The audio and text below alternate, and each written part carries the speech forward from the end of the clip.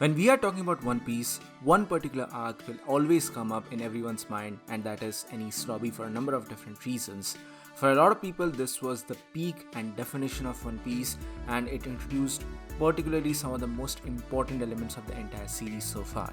But in that particular discussion, one plot point is often forgotten or sort of misunderstood and misrepresented, and that is the overall power-up of the Straw Hats crew.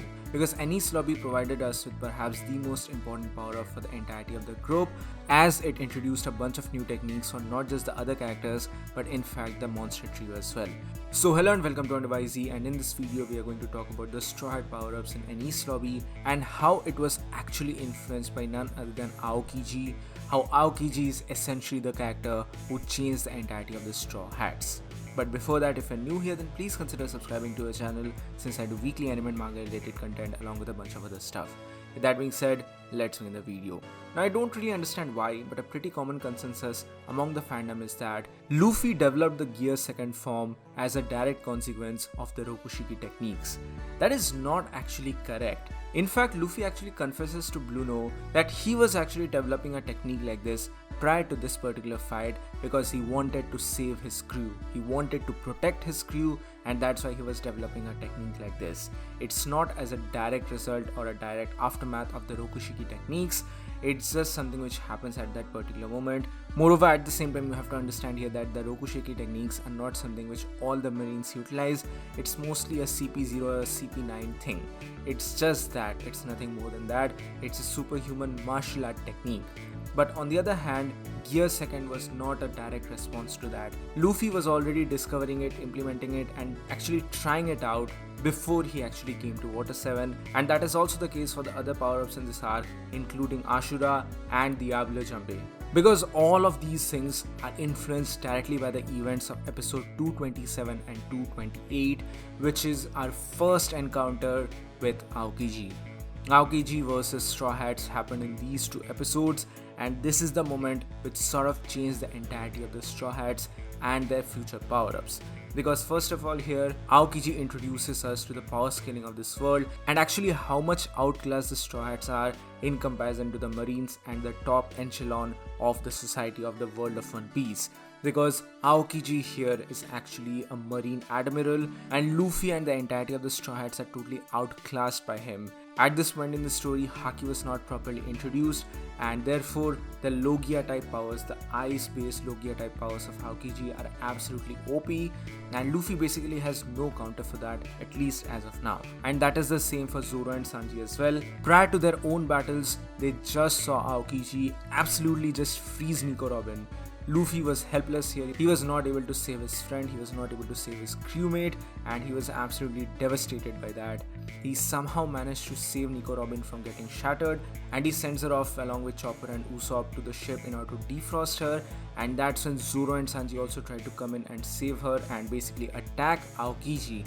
But Aokiji catches all the three of them together and he literally freezes them. Here Luffy's arms are freezed, Zoro's right arms and shoulders are freezed, and Sanji's right leg is freezed. Now this is the moment which sort of triggers everything moving forward, because Luffy wants to introduce a technique which is going to stop him from freezing to death, and that is how he sort of realizes the Gear Second techniques, which utilizes his own blood to pump and rush through his entire body, basically gaining heat, and that's how basically Gear Second was formed. The same goes for Sanji as well. Diablo Jumbe, or the Devil's Foot, was a direct response to all of this phenomenon happening right there, because he didn't want to freeze at that moment, and that's how he got the fiery legs, a direct response to the attacks of Aokiji. Now Zoro's part is a bit of a reach, I understand that, but I still feel like it's a very good explanation overall as to how Zoro eventually unleashed Ashura. And that is the fact that Zoro actually got caught by Aokiji, so that's how he introduced a technique which sort of acts as an illusion, as a sort of scaring technique, a basic illusion of sorts where no one actually can touch him, because Ashura is like a demonic manifestation of his own aura, and something which we later on learn that it is actually his own haki, and it's something which you could call an illusion, a defensive maneuver, an illusionary maneuver designed to stop someone from actually catching him.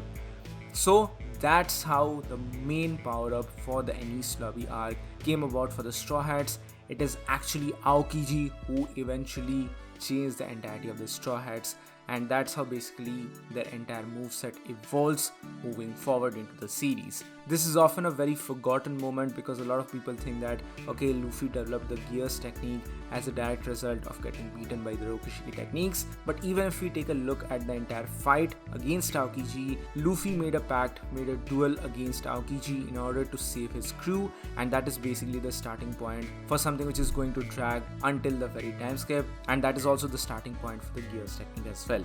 So in a way, it is not wrong to assume or say that Aokiji is actually the person who is responsible for shaping up the Straw Hats. I mean, now he's obviously an ex-marine, so who knows what the future lies for him. It's suggested that he's working for Blackbeard for some reason, but I still believe that it's not a true reason of him being actually evil. Rather, I still very much believe that he's going to form some sort of a alliance with the Straw Hats for the final war. But that's the topic of discussion for another day. Thank you so much for joining in, guys. This is it for today.